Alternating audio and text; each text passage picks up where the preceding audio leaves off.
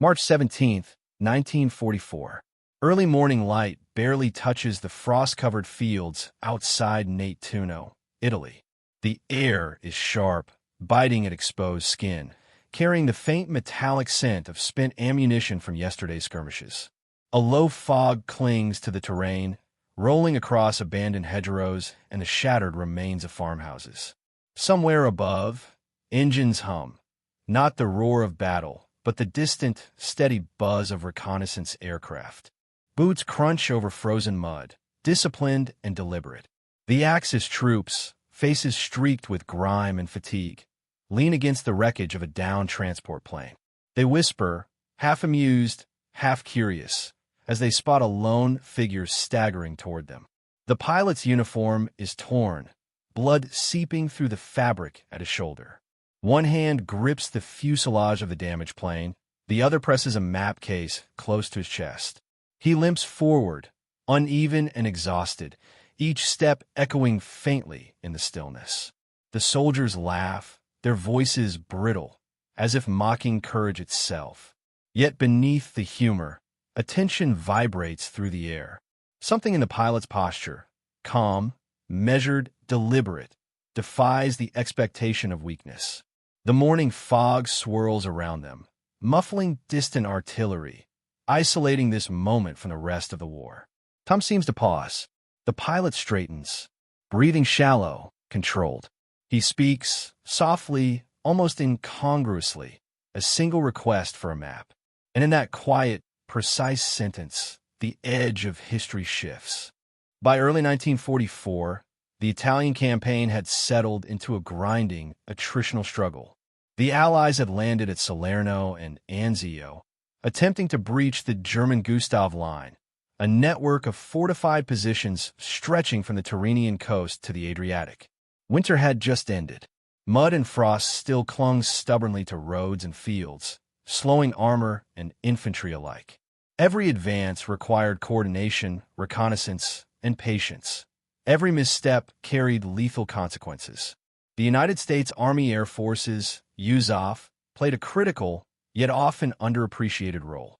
Reconnaissance planes and light bombers patrolled the skies above the front, observing troop movements, supply lines, and defensive emplacements. Intelligence officers depended on these aerial reports to plan artillery strikes and infantry maneuvers. Pilots were trained for precision, discipline, and rapid decision-making under pressure. Yet despite careful preparation, the Italian terrain itself posed a challenge few could fully anticipate. Steep ridges, narrow valleys, and winding rivers created natural choke points, masking movements from even the most vigilant observer. For the German forces defending the Gustav Line, the stakes were equally high. Army Group C, commanded by Field Marshal Albert Kesselring, had fortified the region with interlocking machine gun nests, reinforced bunkers, and hidden artillery positions. Local commanders relied on the landscape, reinforcing it with barbed wire and mines to compensate for dwindling manpower. German doctrine emphasized patience, observation, and calculated counterattacks. Soldiers were trained to exploit overconfidence. They understood that the Allies, particularly Americans, often underestimated the precision and resilience of entrenched positions. The intelligence surrounding Anzio and Nettuno further intensified the tension. American planners had anticipated a rapid breakout, hoping to encircle German units south of Rome. By March, however, reality had diverged sharply from expectation. The beachhead was contained, supply lines were strained, artillery duels and small-scale raids dominated daily life.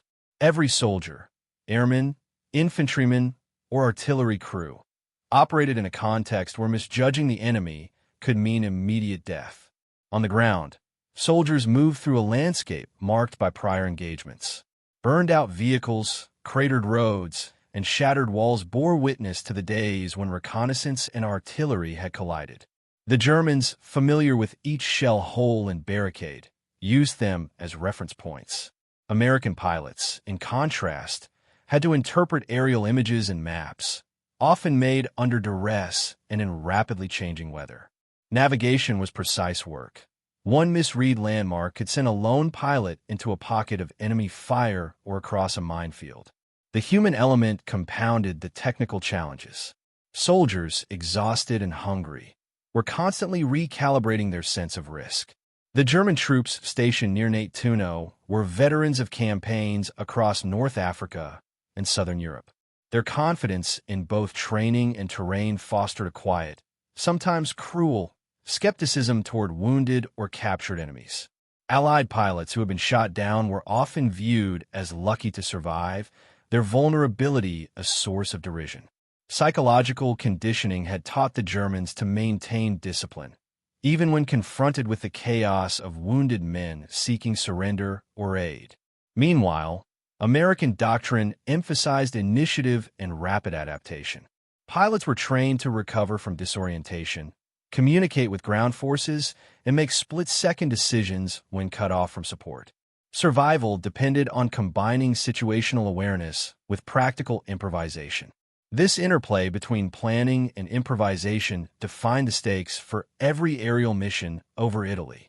A single decision, whether to land, to ask for directions, or to surrender, could ripple outward, influencing the tactical landscape in ways unseen until hours or days later. Weather, too, dictated the tempo of operations. Low-hanging fog, intermittent drizzle, and early spring winds reduced visibility. Engines churned sluggishly through damp air. The smell of cold oil and fuel blended with the earthy scent of wet soil. Pilots learned to listen as much as to see, using engine notes, wind shifts, and distant gunfire to navigate. Ground forces similarly relied on observation, triangulation, and experience, calibrating their responses to the smallest clues. Every detail mattered. The convergence of these factors, the human, the technological, the environmental, created the stage for the incident that would unfold near Nétuno.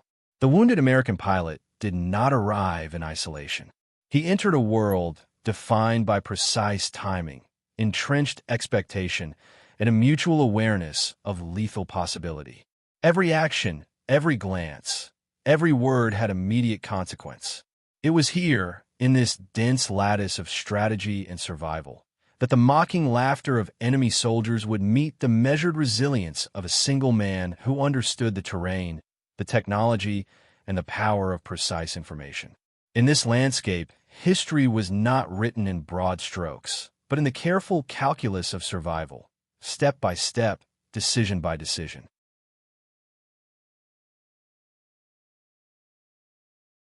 March 17, 1944.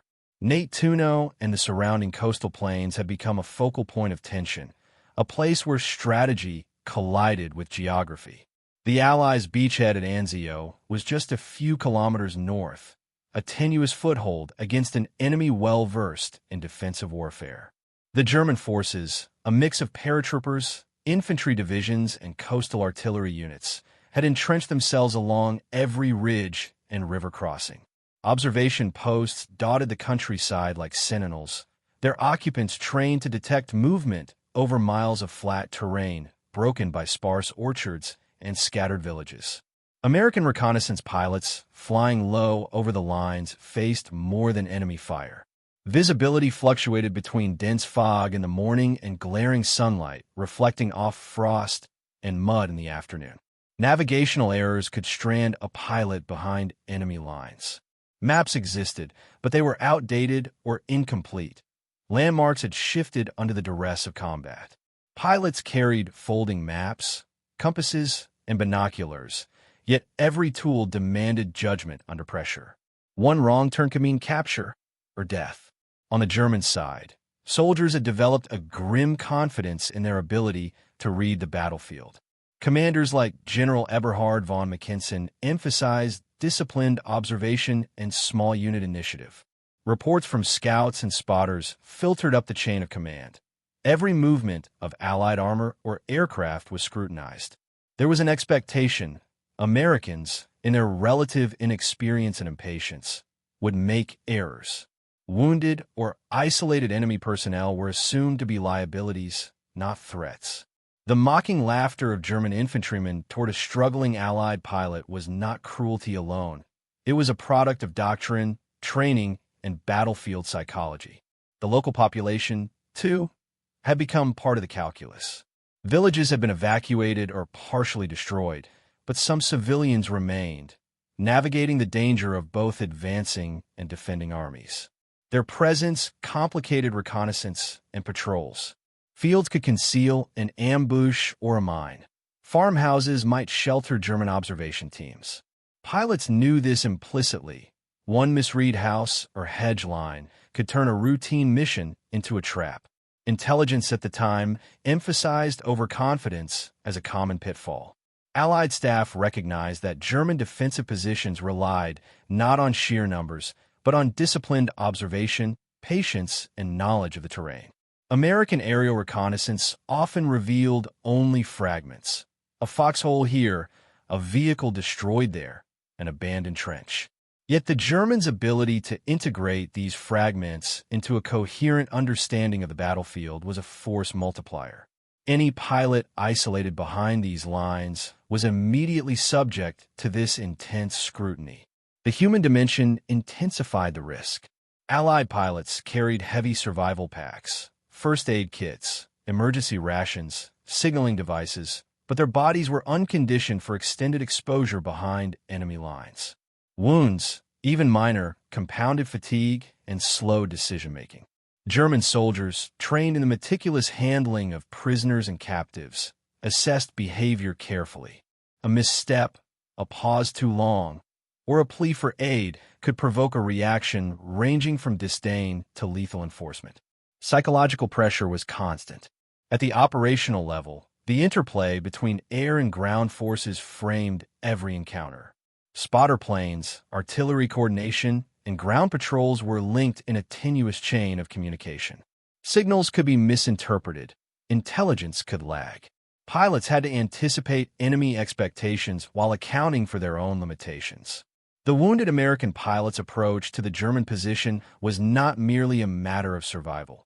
It was a calculated engagement with doctrine, terrain, and enemy psychology.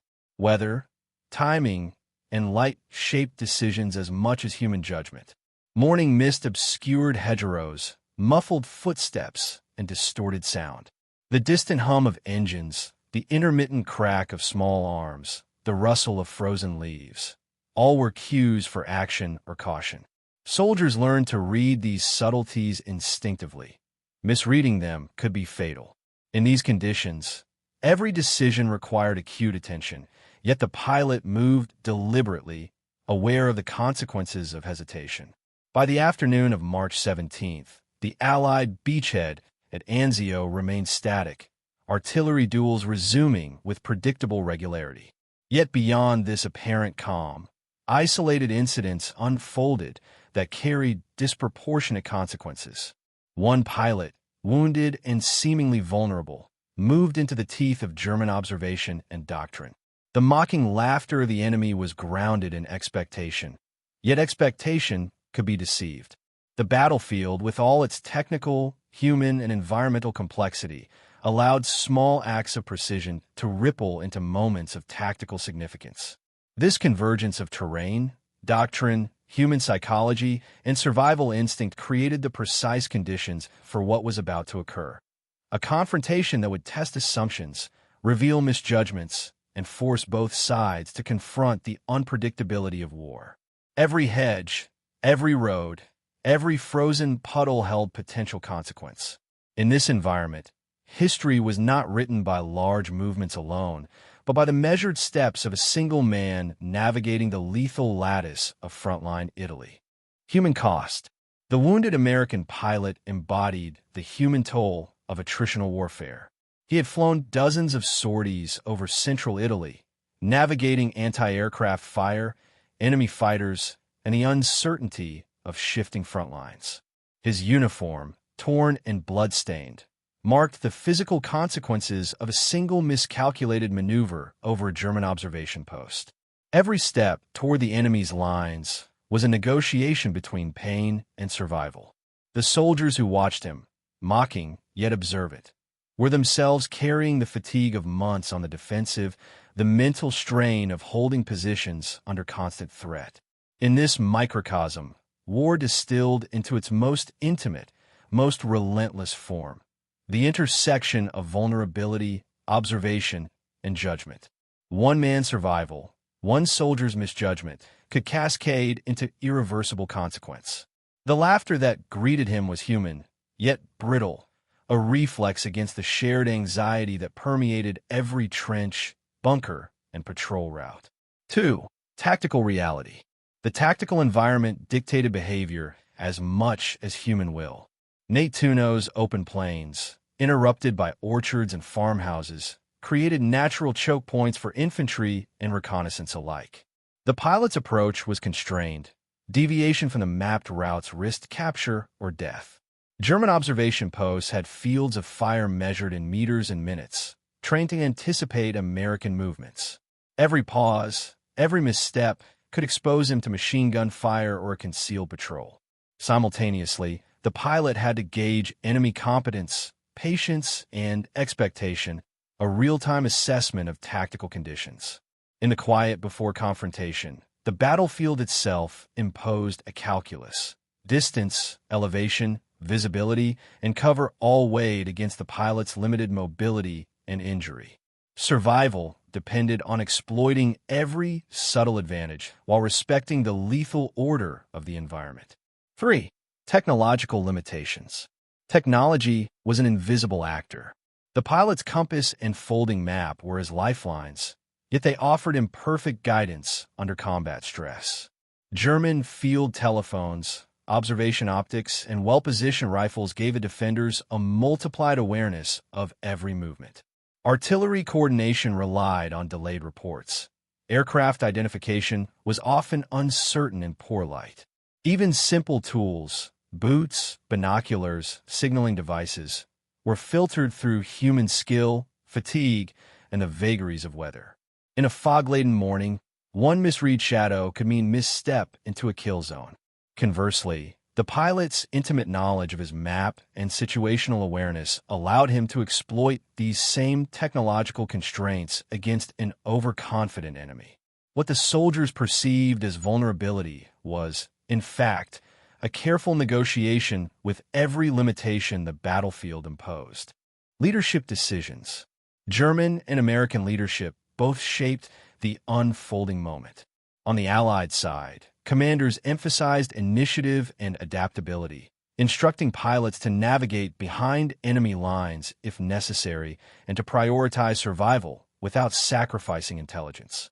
This doctrine empowered the wounded pilot to act decisively, even while injured. German leaders, meanwhile, operated on a different calculus. Commanders like General Eberhard von Mackensen had drilled their troops to expect error from overconfident Americans. The sight of a wounded pilot was, by their doctrine, a confirmation of anticipated weakness. Small unit leaders instructed soldiers to maintain control, mock, and assess, but not to overcommit. Every command, whether shouted across a trench or relayed by signal, reinforced the rigid hierarchy of observation and reaction. In these calculated instructions, the collision between American adaptability and German procedural discipline set the stage for a pivotal moment. Leadership decisions, often invisible, guided every action without revealing themselves. 5. Enemy miscalculations.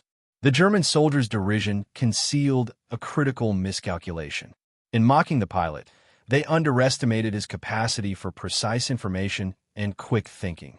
The human tendency to equate visible injury with incompetence clouded their judgment. This misreading illustrates a broader pattern in warfare. Enemy forces, relying on doctrine and expectation, may fail to account for improvisation, situational awareness, or knowledge acquired through training. When the pilot requested a map, the soldier's anticipation of passivity collided with an unexpected demonstration of tactical acumen. This gap between expectation and reality would ripple outward, affecting reconnaissance interpretation, decision-making, and ultimately, the local balance of control on the battlefield. 6. Psychological strain. Every soldier on both sides operated under persistent psychological pressure. The German troops had long endured static engagements, artillery duels, and the uncertainty of American offensives. Their laughter toward a wounded pilot was a reflexive coping mechanism, a projection of confidence over latent fear. The pilot, meanwhile, balanced pain, isolation, and the constant awareness of observation. Every word, gesture, and pause carried potential life-or-death consequence. Mental strain sharpened perception, yet slowed reaction. Fatigue magnified risk. The fog, the mud, the cold, and the quiet hum of distant engines amplified tension, making a simple request. A request for a map. An act laden with strategic, tactical, and human consequence. In these compressed moments, psychology intertwined with doctrine, environment, and survival, producing a crucible in which a single individual could alter immediate outcomes. March 17, 1944, 8:42. The mist over Nate-Tuno clung to the fields like a living thing, curling around hedgerows and the skeletal remains of bombed-out farmhouses. The German soldiers had stationed themselves near a narrow dirt road, partially shielded by a collapsed wall. Their laughter earlier at the approaching figure of a wounded American pilot had faded into cautious silence. They studied him from a distance of 20 meters, rifles slung but ready, binoculars trained on every staggered step. The pilot moved deliberately. Blood had soaked the fabric of his left sleeve, his right hand gripping the corner of a folding map. His boots sank slightly into the mud with every step, leaving narrow, uneven prints. He kept his gaze forward, measured, not directly at the enemy. Each movement was controlled, every breath regulated. The soldiers expected hesitancy, perhaps a plea for mercy. Instead, he approached with the calm of someone navigating precisely, the embodiment of American doctrinal training tempered by instinct. 8:46. One of the German infantrymen, a corporal with 3 years of frontline experience in North Africa and Sicily, raised a hand, signaling the others to hold fire. The pilot paused at the edge of the road, careful not to violate any imaginary line of engagement. He fumbled briefly with the map case, producing a slightly torn map of the sector, folded meticulously. He spoke in clipped English, soft but audible over the muted wind. "I need a map of the local roads. Can you help?" The soldiers froze. Their laughter had already betrayed assumption. Now, uncertainty replaced it. The request was simple, almost banal, yet it carried implications that the men had not anticipated. A pilot behind enemy lines asking directions was unprecedented. Most captured Americans either attempted escape or surrendered entirely. The calm, precise tone suggested neither desperation nor incompetence. 8:48. The German corporal stepped forward cautiously, lowering his rifle slightly. Others mirrored the movement, maintaining a defensive posture but allowing the pilot room to stand. Every step, every gesture was a silent negotiation of power. The pilot unfolded the map, pointing with his good hand to the coastline, the network of minor roads, and the ridges beyond the orchards. His knowledge of terrain, inferred from aerial reconnaissance and operational briefing, became evident in the careful gestures he made over the paper. The soldiers began to realize the pilot's intent. He sought information to navigate safely through German-controlled territory, but with a precision that indicated more than mere survival. He was calculating, integrating intelligence into a path that respected both geography and enemy positions. 8:52. One German soldier, younger than most in the unit, whispered to his neighbor, "He knows what he's doing." The corporal turned sharply, warning him to remain silent. Yet the thought had been planted. Laughter had given way to assessment. Mockery was replaced by tactical observation. The soldiers scanned the surrounding fields, counting likely obstacles, identifying points of cover, and likely artillery zones. The pilot's request had triggered a subtle reappraisal of the battlefield. 8:55. The pilot's injury slowed his movements, but it also lent an air of credibility to his methodical approach. He placed the folded map carefully back in its case, not hurriedly, signaling awareness of the tactical fragility of the moment. He acknowledged the soldiers with a nod, respectful yet firm, before beginning a slow withdrawal along the road, eyes scanning the ground for hidden threats, ears alert to every distant crack of gunfire or vehicle. 8:57. The German soldiers watched in a mixture of admiration, fear, and disbelief. Their initial assumptions, that a wounded man equated to a non-threat, had been challenged. The pilot's precision, composure, and understanding of terrain exposed a critical miscalculation. The men were faced with a tactical paradox. Do they detain him, risking exposure, or allow his movement, acknowledging the expertise in front of them? 9:01. One older soldier muttered, almost to himself, "Americans, not what we thought." The unit's demeanor had shifted. Laughter was gone. Tension now governed posture and gesture. The pilot, a single figure against fog and frost, had turned mockery into cautious respect. His mastery of situational awareness had exposed the limitations of the German assumptions, without firing a single shot. Every movement after this point, each careful step toward cover, each glance toward a distant ridge, was a negotiation with the battlefield itself. The pilot had not only preserved his own life, but had forced the enemy to acknowledge the presence of a competent adversary. This moment, unremarkable in physical action, yet immense in consequence, demonstrated the subtle, often unseen, ways in which individual initiative could influence operational outcomes. 9:05. The fog began to lift slightly, sunlight reflecting off mud and frost, revealing the broader landscape. The pilot's path, guided by precise intelligence and calm observation, would take him toward a rendezvous point where Allied units could extract him. The German soldiers, meanwhile, recalibrated their assessment of enemy capability. One by one, they returned to vigilance, scanning for other threats, the mockery of minutes ago replaced by a new, wary respect. 9:08. The pilot moved along the dirt road, each step measured, pain threading through his movements yet contained beneath disciplined control. German rifles remained lowered, eyes tracking, minds recalibrating. The corporal whispered instructions to maintain observation but avoid engagement, recognizing that the man before them was no ordinary survivor. 9:12. The pilot paused near a low hedgerow, checking the map once more. His awareness extended beyond immediate survival. He scanned artillery positions, patrol routes, and likely ambush points. Each gesture reflected training, experience, and situational intelligence distilled into instinctive decision-making.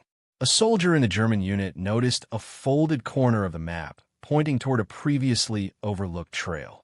The corporal frowned, realizing that the pilot had integrated both the terrain and prior reconnaissance knowledge into a single, actionable plan. 9:15. Nearby, an Axis observation post noted the unusual activity. A German lieutenant, reviewing binocular images from a ridge, remarked on the precision of the pilot's movements.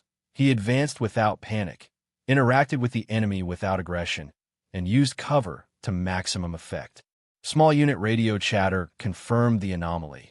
This was not a standard surrender. The wounded American pilot had transformed vulnerability into operational leverage. 9:18. From the Allied side, a forward reconnaissance team, unaware of the exact pilot location, observed movement through binoculars and aerial spotting. Signals were sent, coordinating the extraction of the pilot. These efforts depended on both precise timing and his ability to reach a rendezvous point undetected. A single misstep could result in capture or death. Yet every movement, every glance over his shoulder, was calculated with the precision of a man trained to integrate risk and opportunity. 9:22. The German corporal ordered his unit to hold position, scanning the surrounding fields for additional threats. Tension replaced humor entirely. The men had witnessed firsthand the consequences of misjudging enemy capability. They adjusted patrol patterns, considered artillery positions they had previously ignored, and relayed observations to higher command. The laughter at the pilot's vulnerability had catalyzed an immediate reassessment of local tactical conditions. 9:25. The pilot reached the edge of a small orchard, now partially illuminated by rising sunlight. He paused, pressing the map case to his chest once more, before moving along a concealed path leading toward Allied lines. Every step respected enemy lines of sight while exploiting terrain irregularities. The Germans could observe his movements, but could not fully anticipate his route. By integrating intelligence, observation, and terrain analysis, the pilot effectively inverted the tactical assumptions that had guided the enemy for months. 9:30. At this point, the ripple effect became evident. German command units, receiving reports of the unusual interaction, began adjusting defensive postures along nearby roads. Artillery coordination shifted, and patrol routes were altered to account for the realization that Allied personnel could operate with competence even when wounded or isolated. One lieutenant noted in a field report, "Enemy shows skill and composure despite injury. Do not underestimate." 9:35. The pilot's movement continued, deliberate yet increasingly urgent. Each observation of enemy posture informed his path. Each adjustment avoided exposure.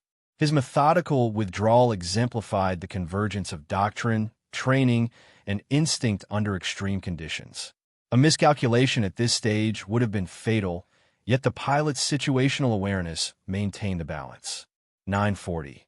The German soldiers watched him fade into the mist, their rifles slung, minds burdened with a newly earned respect. The mocking attitudes of moments ago had been replaced by an acute awareness of competence. Tactical assumptions, long held in doctrine and reinforced by experience, had been subverted by an individual's initiative and precise execution.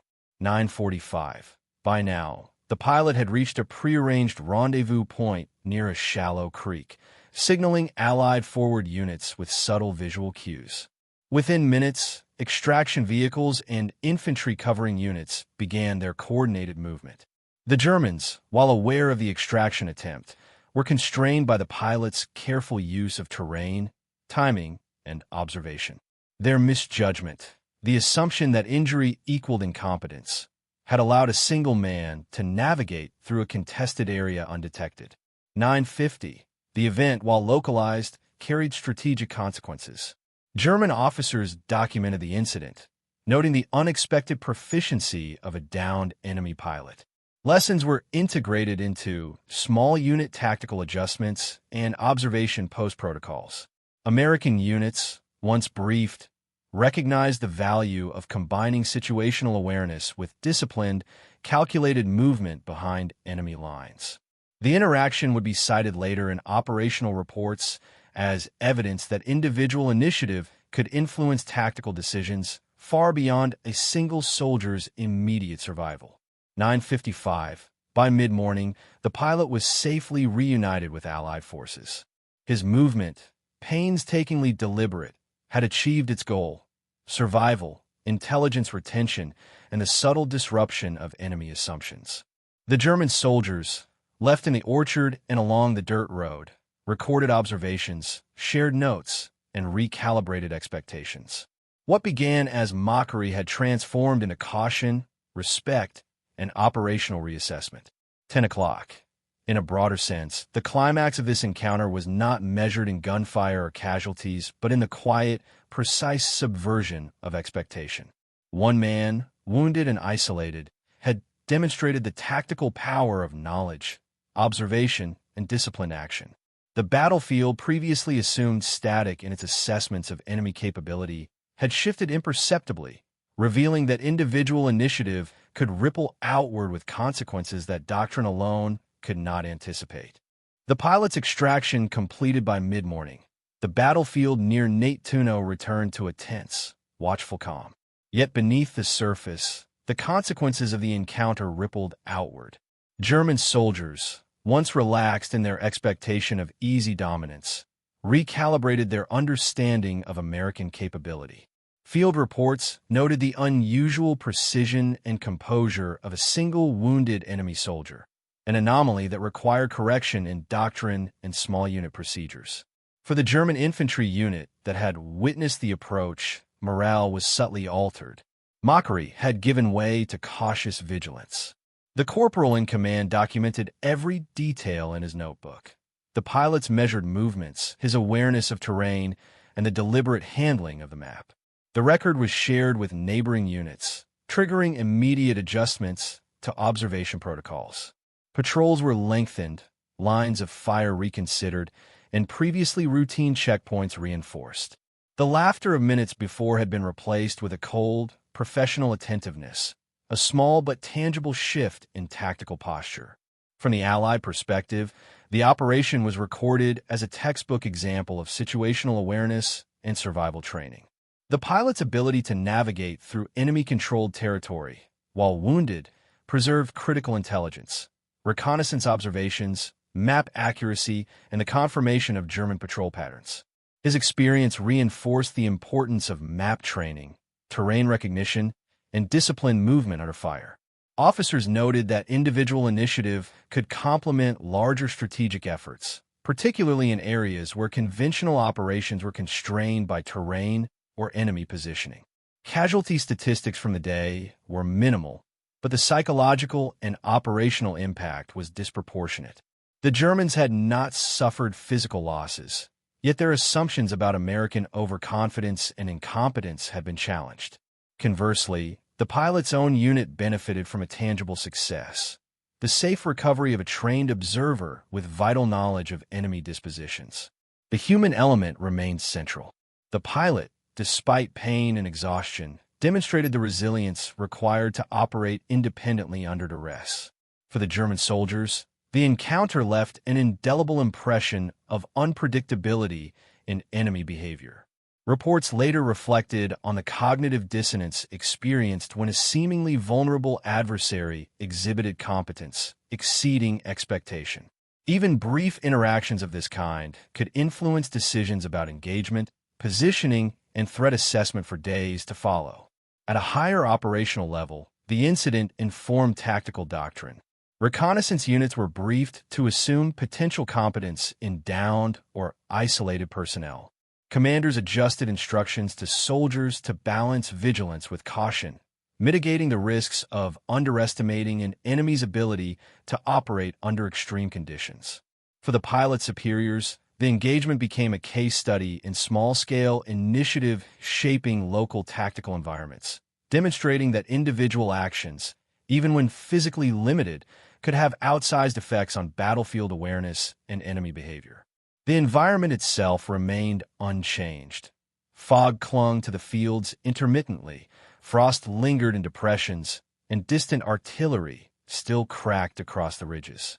Yet the meaning of that landscape had shifted subtly. German soldiers moved through it with added calculation.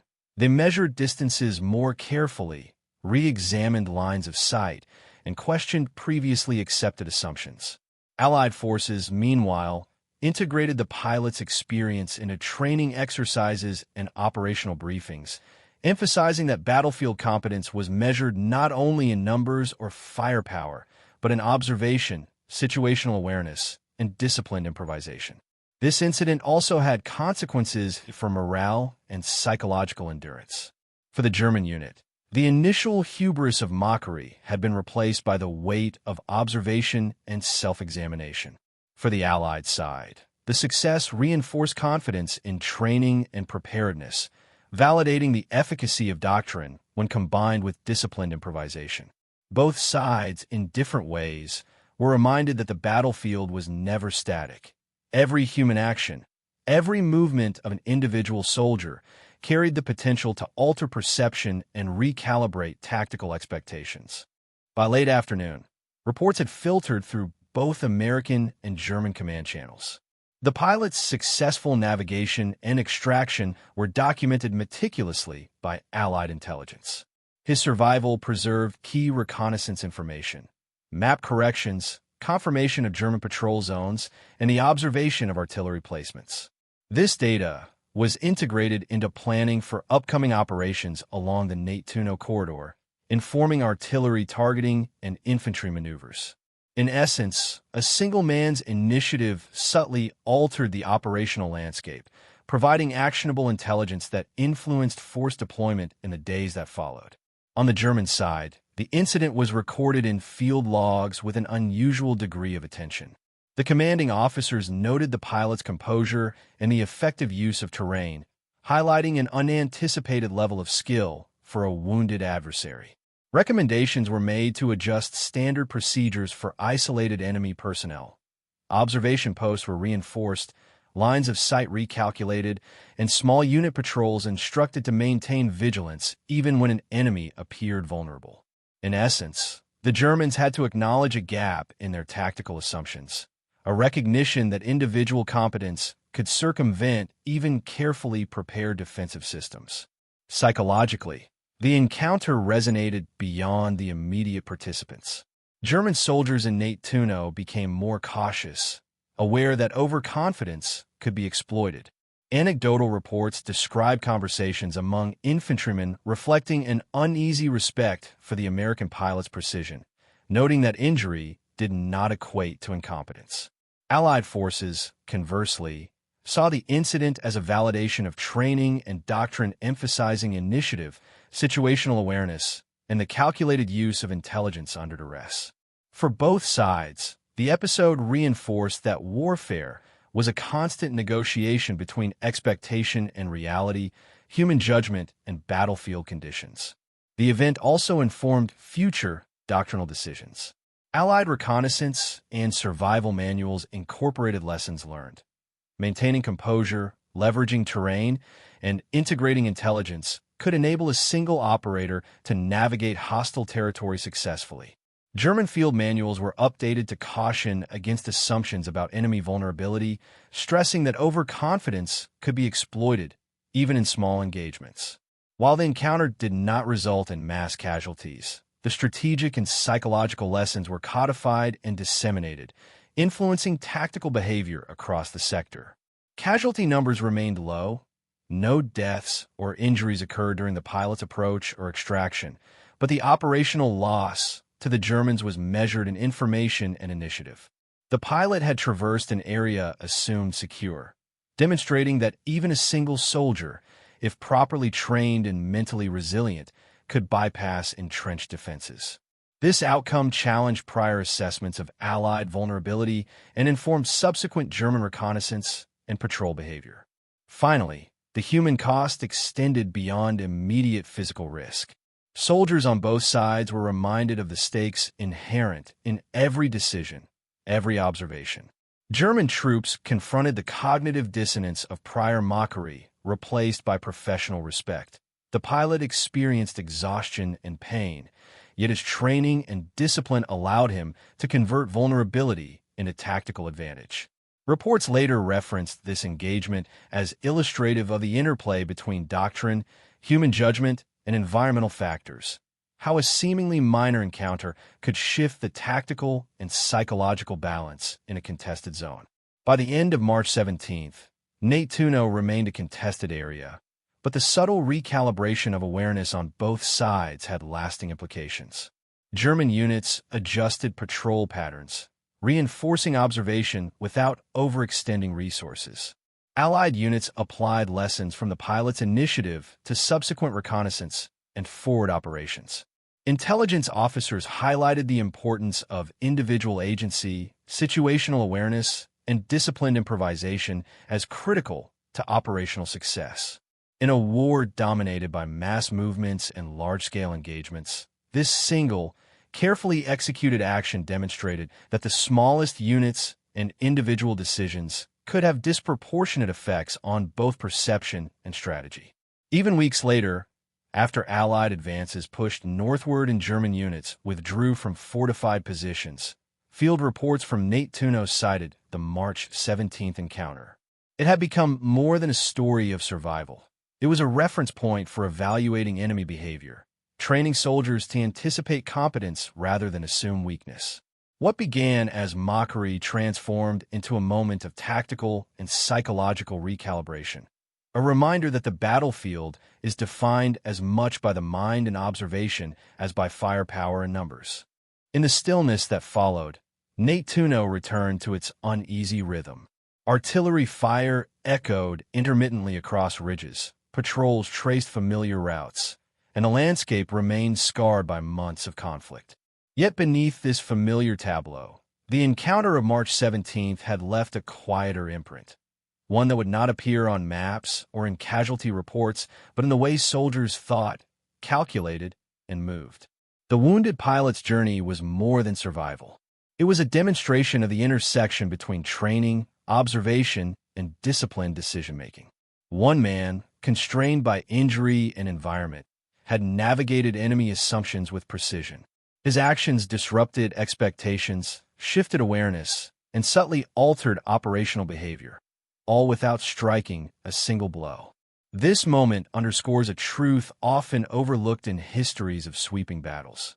Warfare is shaped not only by massed armies and artillery barges, but by the choices of individuals who understand the terrain, the psychology of the enemy, and the limits of their own bodies.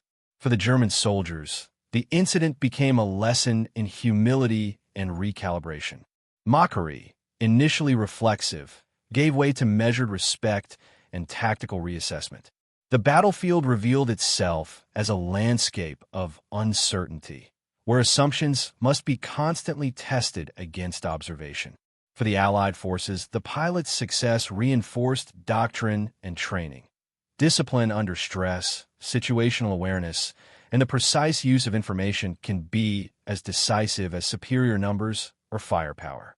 The encounter also speaks to the subtle mechanics of warfare, the invisible threads connecting human psychology, environmental factors, and doctrine.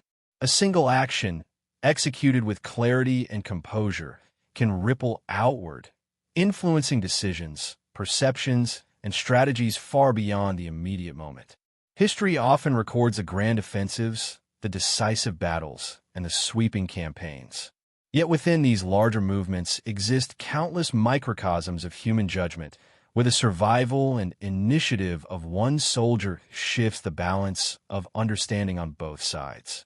As the sun rose fully over Nettuno that morning, the battlefield seemed unchanged.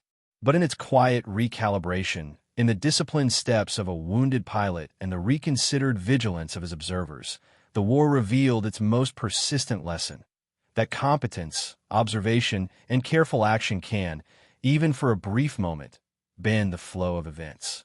And in that bending, history, fragile and precise, continues to move forward.